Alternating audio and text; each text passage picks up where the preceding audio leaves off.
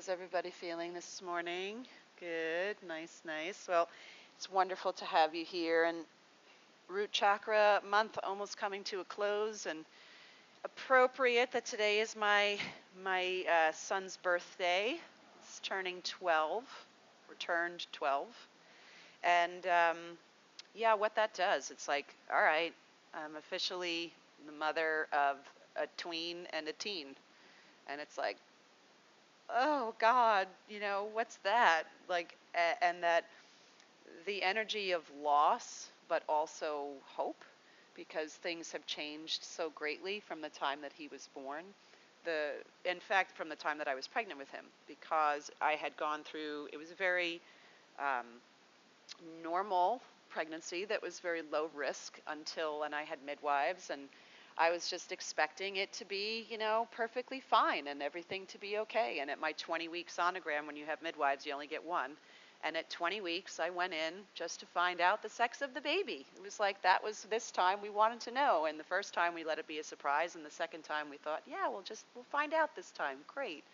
And instead of it just being a wonderful day of finding out that I was having another son, we also found out that he had something that showed up on his brain that they weren't really sure what it was. And it catapulted us into a high-risk pregnancy that they just kept telling us that there was something wrong, but that we just didn't know what was wrong, and we couldn't figure it out. And my low risk, low intervention midwife, pregnancy turned into a lot of fear and a lot of testing and a lot of scary, it was scary. It was 5 months of scary. And then when he was born and everything was fine, it was like, okay, he's fine. And then by about 18 months old, we also figured out that Kane wasn't exactly like other kids were. He wasn't hitting his typical markers. He wasn't hitting his language processing things at the same time. He wasn't able to track us and really understand what we were saying. It was actually really difficult to communicate with him. And life with Kane was very challenging and really hard on a lot of days because he had this crazy energy. He was scaling things. He climbed and walked really early.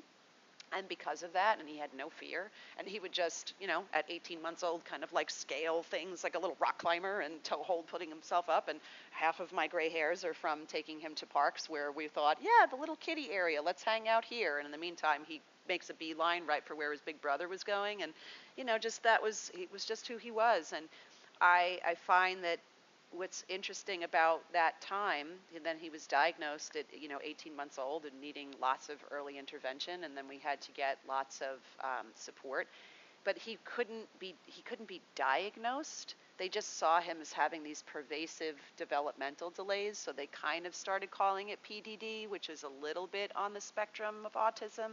But because he had the social markers and other things, he couldn't really be defined. He couldn't be classified. And that was so indicative of the entire pregnancy all over again and everything that we were struggling with. But after lots of intensive at-home therapy for speech and occupational therapy and special education, and then a special preschool, and then a special preschool through the summer, and then, it was like we just kept on keeping on. And by the time he started kindergarten, he didn't need any additional services, but even his kindergarten teachers were like, hey, there's something going on with Kane. And what I also find kind of frustrating and, ridiculous is that how do you not know that this child has had early intervention services since he was 18 months old, and he's been getting all of these things for this entire time? And I wrote a special letter to have him placed sensitively and told them all about everything, and yet his kindergarten teacher knew nothing. So, and then, hey, we suggest you have him tested. Hey, thanks for the memo. Not only have I had him tested, he's been in early intervention since he's 18 months old. What is wrong with this system? Like, why is our education system so broken? But I digress. Moving forward, he's turning 12. He's a straight A student. He has zero problems when it comes to developmental anything. He's quirky. He's unique. He's who he is. He's a beautiful little light being. Everything is flexible. we don't know what's going to come. We don't know how things are going to change. We don't know what's ahead of us. We just know that there's something that we're here to do and an impact that we have on each other. And when you see the kind of big picture of it, then you can kind of step back and say, wow, this is, and be kind of like awed and inspired by it rather than kind of afraid of what could come or what could happen or what was and what will be. The practice of yoga can really give us an awareness about how to stay in the present, not dwelling in the past about how things used to be, and not excessively worrying about the future and what they could possibly turn out to be. Because the truth is that it's not ever as bad as we think it's going to be, and the times when things were challenging and difficult were not as overwhelming. Once you get some space and some distance in between it, I can look back. I have an intense memory. I can really look back on every single facet of the process with Kane and remember the feelings exactly that I had in those moments. And there were times where I felt really scared, and there were times when I felt really hopeful, and there were times when I felt really confused. But I kept trusting my instincts, that I recognized that my gut, the core of my being, knew that there was nothing really wrong with him. It was just that he couldn't be classified. He kept showing and displaying these things that were atypical, but I said, there's nothing really wrong with him. You're just not really seeing who he is as an individual. And what he needs as an individual is a little bit more help and boundary, and you have to make eye contact with him to connect with him verbally. You can't really just talk to Kane. You have to really connect with him. And then he gets it. Once you slow him down enough to actually get into that individual space with him, then it changes. So what's in us that's like that? How do I see that there's an aspect of me that as long as I'm directly eye contacting with somebody and I can feel and learn this way, that's how I learn. It's not really about, this particular thing that's wrong with me. It's that I understand that this is how I learn. So when you're on the mat and you're kind of figuring out, who am I becoming? It doesn't matter what age you are. We can grow again. We can learn. We can change. Every 7 years, your body completely changes. Every 7 years. It's like kind of fascinating. That's why you can outgrow certain things. Your tastes will change. Allergies will go away. New allergies will develop. Issues that you had in childhood you may no longer have as an adult. And so it's every 7 years we're being like completely regenerated. Wow. So really, contemplating the mystery and the magic of that is also to say, whatever it is that's here in your body today, think about 7 years. It's like 7 years from now, things could be completely different. You can have a completely different reality. And, for better or for worse. This is also why it's so important to cultivate this present moment gratitude practice, because it really, if there's a foundational principle of yoga, it's non-attachment. If we can really grasp and embody non-attachment, then we can really then grasp the reality of this plane of existence, which is that everything is fluctuating. Nothing is static. Everything is in a process of transformation. Everything is both being born and dying simultaneously. Another thing, that this birth of my son occurred on the 1-year anniversary of the sudden death of my very good friend's 34-year-old husband. He had a little bit of a cold. His allergies were bothering him. He was staying up late watching a baseball game. And he told her, yeah, go to bed. I'm not really feeling good, so I'm gonna stay up and watch the game, and I'll come to bed, later. And he never came to bed. And when she woke up in the morning with her 5 and 3-year-old daughters, she found her 34-year-old husband, dead on the couch. What was that? It was like she was the first person that I had this direct touch of, you can be a widow with small children at 34 years old? What?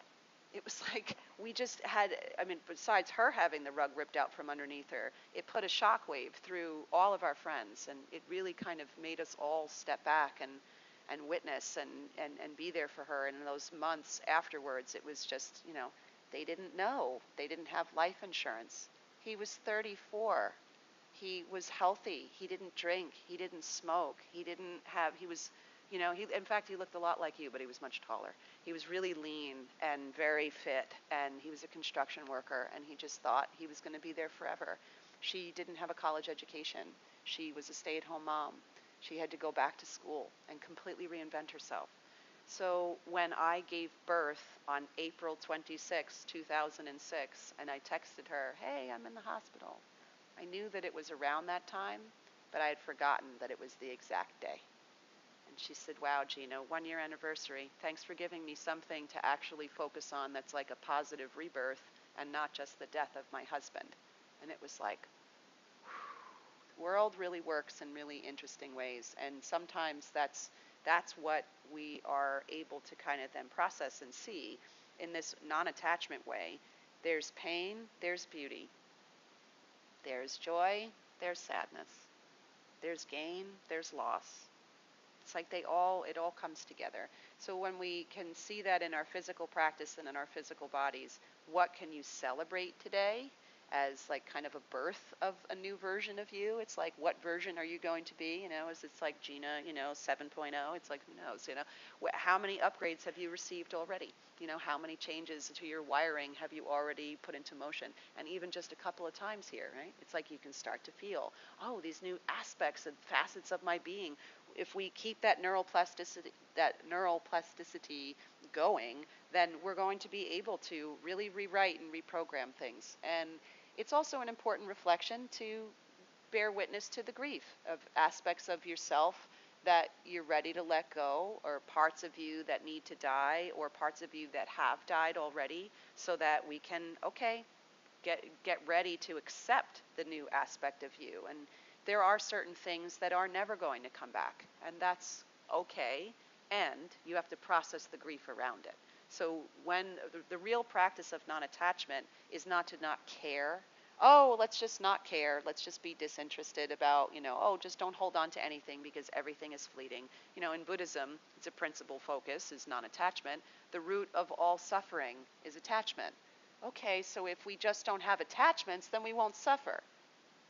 It's really about venting your attachments and venting your suffering, and understanding that when we practice non-attachment, it's not to be disinterested or dispassionate completely. It's to recognize that what we have in this moment is so fragile and precious and perfect and beautiful, and it's going to change. So that when it does, we don't hold on to it so tightly, that we can then be open to see kind of the grace and the messiness and the perfection of the cycle of death and rebirth here.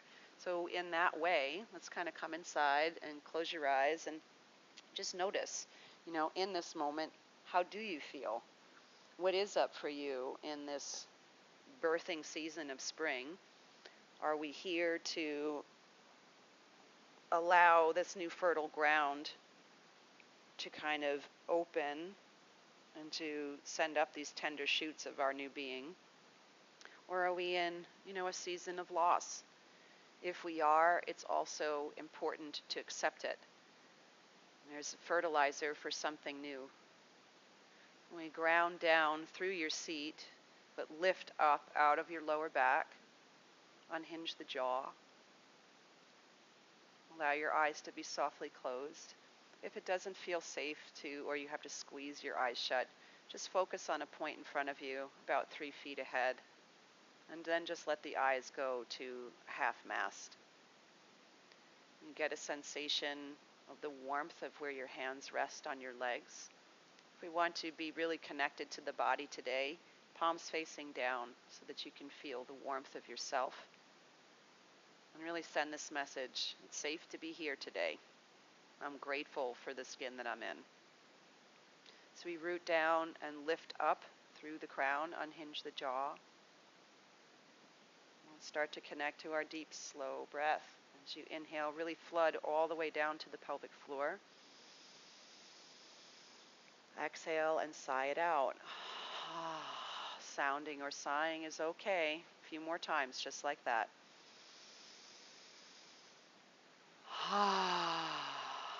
Letting go of the heaviness of our week.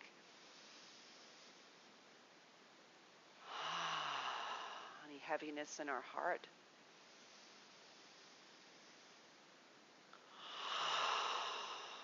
And start to layer in this deep Ujjayi breathing, this time keeping the mouth closed. Ujjayi is an ability to stay really present with your breath and to fire up this motor that will help you to digest and process all of your emotions and information that you are receiving better, but also to directly stoke your digestive fire. It helps us to really learn how to take in what the fuel that we're receiving to transmute it into something new. We set our collective intentions to really bear witness to where we are in our bodies in this moment, to practice this radical acceptance and cultivate an awareness of non-attachment. Can we be grateful for what we can offer today? Can we help support ourselves into the person that we are becoming? We open the practice by chanting Om 3 times together. Inhale deeply for Om. Om.